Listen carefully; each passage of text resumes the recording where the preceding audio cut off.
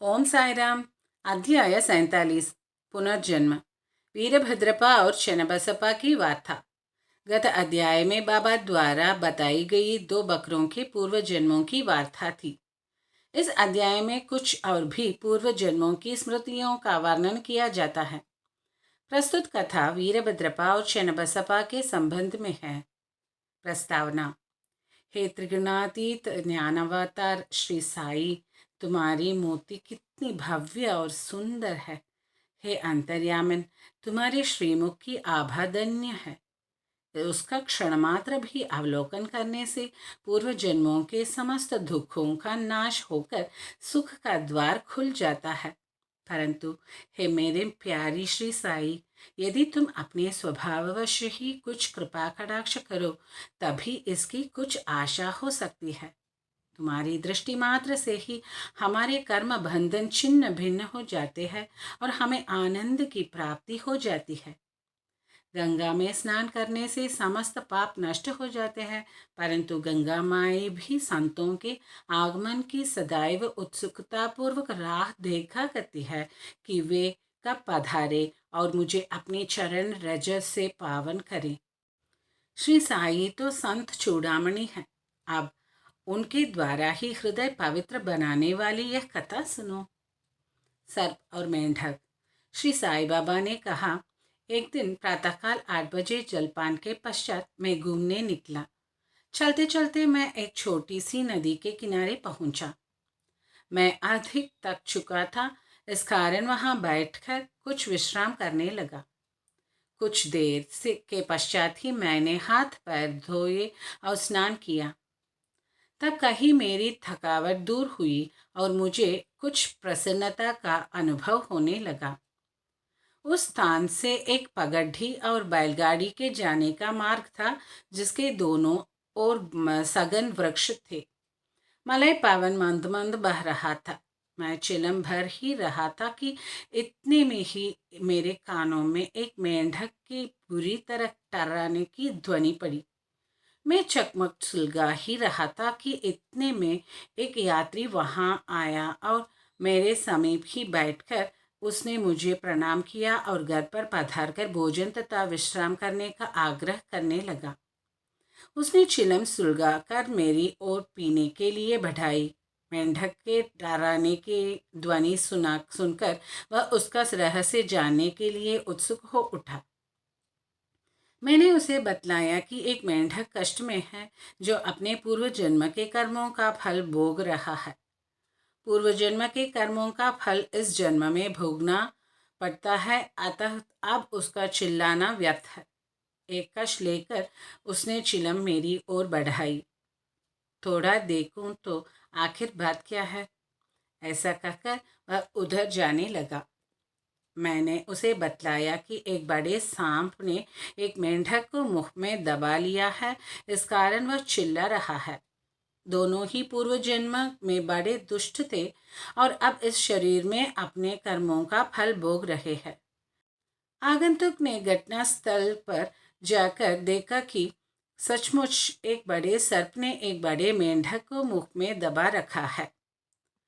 उसने वापस आकर मुझे बताया कि लगभग घड़ी 2 में ही सांप मेंढक को निगल जाएगा। मैंने कहा, नहीं, यह कभी नहीं हो सकता। मैं उसका समरक्ष पिता हूँ और इस समय यहाँ उपस्थित हूँ। फिर सर्प की क्या सामर्थ्य है कि मेंढक को निगल जाए? क्या मैं व्यर्थ ही है यहाँ बैठा हूँ? देखो, मैं अभी उसकी किस प्रकार रक्षा करता हूँ। दोबारा चिलम पीने के पश्चात हम लोग उस स्थान पर गए। आगंतुक डरने लगा और उसने मुझे आगे बढ़ने से रोका कि कहीं सिर्फ आक्रमण न कर दे। मैं उसकी बात की उपेक्षा कर आगे बढ़ा और दोनों से कहने लगा कि अरे वीरभद्रप्पा, क्या तुम्हारे शत्रु को पर्याप्त फल नहीं मिल चुका है, जो उसे मेंढक की और तुम्हें यह सर्प की योनि प्राप्त हुई है? अरे, अब तो अपना वैमनस्य छोड़ो, यह बड़ी लज्जाजनक बात है। अब तो इस एशिया को त्यागे और शांति से रहो। इन शब्दों को सुनकर सर्प ने मेंढक को छोड़ दिया और शीघ्र ही नदी में लुप्त हो गया। मेंढक भी कूदकर भागा और झाड़ियों में जा छिपा। यात्री को बड़ा अचंभा हुआ। उसकी समझ में न आया कि बाबा के शब्दों को सुनकर सांप ने मेंढक को क्यों छोड़ दिया और वीरभद्रप्पा व चन्नबसप्पा कौन थे। उनके वायुमनस्य का कारण क्या था। इस प्रकार के विचार उसके मन में उठने लगे। मैं उसके साथ उसी वृक्ष के नीचे लौट आया। धूम्रपान करने के पश्चात उसे इसका रहस्य सुनाने लगा। मेरे निवास स्थान से लगभग 4-5 मील की दूरी पर एक पवित्र स्थान था जहाँ महादेव का एक मंदिर था। मंदिर अत्यंत जीर्ण शीर्ण स्थिति में था, सो वहाँ के निवासियों ने उसका जीर्णोद्धार करने के हेतु कुछ चंदा इकट्ठा किया।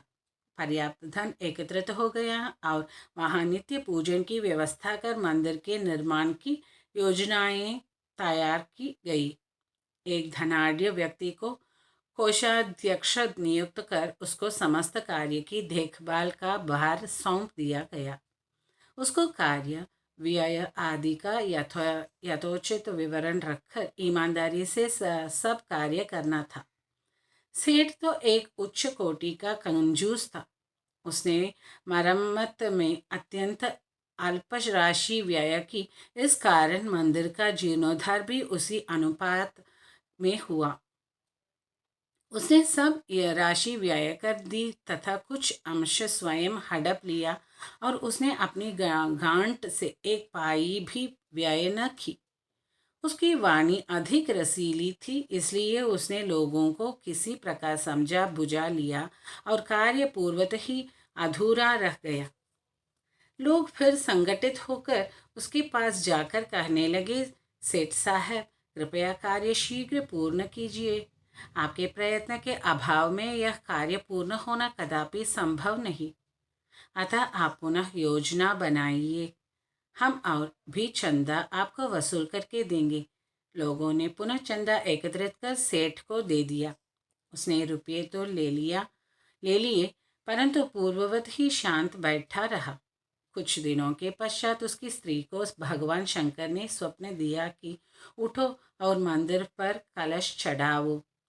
जो कुछ भी तुम इस कार्य में व्यय करोगी, मैं उसका 100 गुना अधिक तुम्हें दूंगा।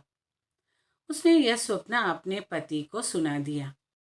सेठ भयभीत होकर सोचने लगा कि यह कार्य तो ज़्यादा रुपये खर्च कराने वाला है, इसलिए उसने यह बात हंसकर टाल दी कि यह तो एक निराश स्वप्न ही है और उस पर भी काहे विश्वास किया जा सकता है। यदि ऐसा होता तो महादेव मेरे समक्ष ही प्रकट होकर यह बात मुझसे न कर देते। मैं क्या तुमसे अधिक दूर था। यह स्वप्न शुभदायक नहीं, यह तो पति पत्नी के संबंध बिगाड़ने वाला है। इसलिए तुम बिल्कुल शांत रहो। भगवान को ऐसे द्रव्य की आवश्यकता ही कहाँ जो दानियों की इच्छा के विरुद्ध एकत्र किया गया है। वे तो सदैव प्रेम के भूखे हैं तथा प्रेम और भक्तिपूर्वक दिए गए एक तुच्छ तांबे को सिक्का भी सहर्ष स्वीकार कर लेते हैं। महादेव ने पुनः सेठानी को स्वप्न में कह दिया कि तुम अपने पति की व्यर्थ के बातों और उनके पास संचित धन की ओर ध्यान न दो और न उनसे मंदिर बनवाने के लिए आग्रह ही करो। मैं तो तुम्हारे प्रेम और भक्ति का ही भूखा हूँ। जो कुछ भी तुम्हारी व्यय करने की इच्छा हो सो अपने पास से करो। उसने अपने पति से विचार विनिमय करके अपने पिता से प्राप्त आभूषणों का विक्रय करने का निश्चय किया। तब कृपणा सेठ अशांत हो उठा। इस बार उसने भगवान को भी धोखा देने की ठान ली। उसने कौड़ी मोल केवल 1000 रुपयों में ही अपनी पत्नी के समस्त आभूषण स्वयं खरीद डाले और एक बंजर भूमि का भाग मंदिर के निमित्त लगा दिया, जिसे उसकी पत्नी ने भी चुपचाप स्वीकार कर लिया। सेठ ने जो भूमि थी वह उसकी स्वयं की न थी, वरन एक निर्धन स्त्री दुबकी की थी जो इसके यहाँ 200 रुपयों को में गहन रखी हुई थी। दीर्घकाल तक वह ऋण चुकाकर उसे वापस न ले सकी, इसलिए उस धूर्त कृपण ने अपनी स्त्री दुबकी और भगवान को धोखा दे दिया। भूमि पथरीली होने के कारण उसमें उत्तम ऋतु में भी कोई पैदावार न होती थी। इस प्रकार यह लेन देन समाप्त हुआ। भूमि उस मंदिर के पुजारी को दे दी गई, जो उसे पाकर बहुत प्रसन्न हुआ। कुछ समय के पश्चात एक विचित्र घटना घटित हुई। एक दिन बहुत जोरों से झंझावात आया और अतिवृष्टि हुई। उस कृपण के घर पर बिजली गिरी और फलस्वरूप पति पत्नी दोनों की मृत्यु हो गई। दुबकी ने भी अंतिम श्वास छोड़ दी। अगले जन्म में वह कृपण मथुरा के एक ब्राह्मण कुल में उत्पन्न हुआ और उसका नाम वीरभद्रपा रखा दी गया। उसकी धर्मपत्नी उस मंदिर के पुजारी के घर कन्या होकर उत्पन्न हुई और उसका नाम गौरी रखा गया। दुबकी पुरुष बनकर मंदिर के गुरव अथवा सेवक वंश में पैदा हुई और उसका नाम चन्नबसप्पा रखा गया। पुजारी मेरा मित्र था और अधिकांश मेरे पास आता जाता, वार्तालाप करता और मेरे साथ चिलम पिया करता था। उसकी पुत्री गौरी भी मेरी भक्त थी।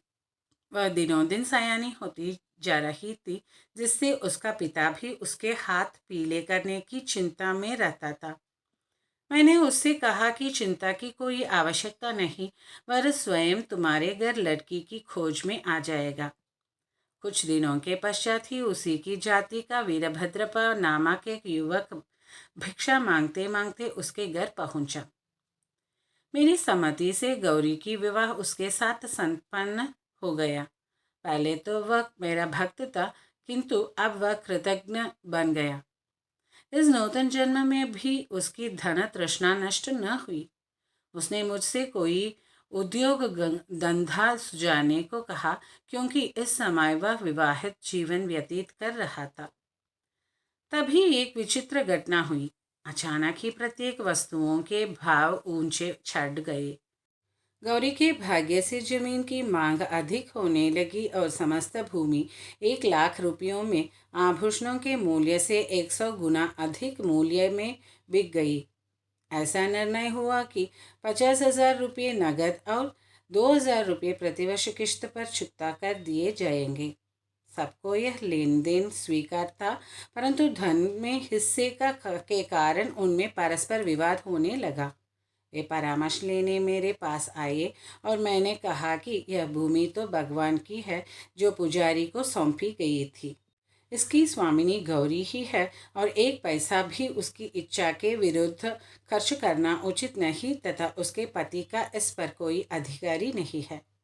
मेरे निर्णय को सुनकर वीरभद्रपा मुझसे क्रोधित होकर कहने लगा कि तुम गौरी के फुसलाकर उसका धन हड़पना चाहते हो। इन शब्दों को सुनकर मैं भगवत नाम लेकर चुप गया। वीरभद्र ने अपनी स्त्री को पीटा भी।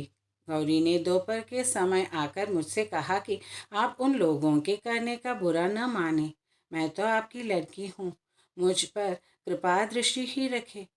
वह इस प्रकार मेरी शरण में आई तो मैंने उसे वचन दे दिया कि मैं 7 समुद्र पार कर भी तुम्हारी रक्षा करूँगा। तब उस रात्रि को गौरी को एक दृष्टांत हुआ। महादेव ने आकर कहा कि यह सब संपत्ति तुम्हारी ही है और इसमें से किसी को कुछ न दो। चन्नबसप्पा की सलाह से कुछ राशि मंदिर के कार्य के लिए खर्च करो। यदि और किसी भी कार्य में तुम्हें खर्च करने की इच्छा हो तो मस्जिद में जाकर बाबा अतः स्वयं मैं के परामर्श से करो। गौरी ने अपना दृष्टांत मुझे सुनाया और मैंने इस विषय में उचित सलाह भी दी।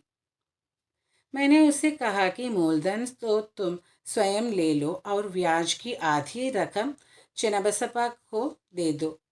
वीरभद्र का इसमें कोई संबंध नहीं है।